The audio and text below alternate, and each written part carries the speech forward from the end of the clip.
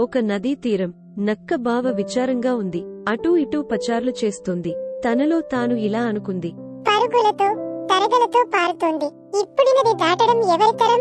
ఎక్కడో పడింది వాన, వరదలా వచ్చింది నీరు. ఎప్పుడు తీస్తుంది నీరు? ఎలా చేరతాను ఇల్లు? నక్క బావ ఉపాయమేదని ఆలోచిస్తూ ఉంది. అంతలో నదిలో నుండి ఒక మొసలి బయటికి వచ్చింది. నక్కతో, ఏమిటి నక్క బావా, ఒక్కడుగు ఏదో దీర్ఘంగా ఆలోచిస్తూ ఉన్నావు? అంది. మెరుపులా నక్క బావ మదిలో మెరిసిందో ఉపాయం. అది మొసలితో అంది.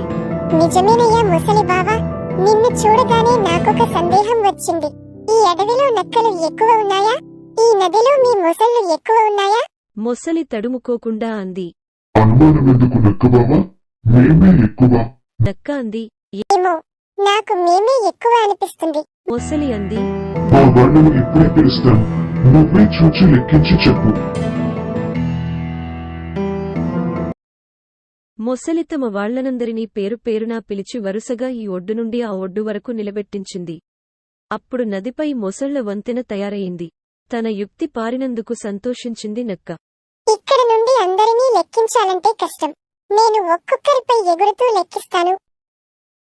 మొసలి సరే అంది. నక్క ఒక్కొక్క మొసలిపై దూకుతూ నది దాటింది. అప్పుడు మొసలి, ఇప్పుడు లెక్కించవుగా చెప్పు, మేమే కదా ఎక్కువ ఉన్నది. ఈ నది దాటడానికి నేను వేసిన ఎత్తు అది. ఎవరెక్కువ అయితే మాత్రం వచ్చే లాభం ఏంటి? అంది. నక్క తెలివికి మొసలి ఆశ్చర్యపోయింది.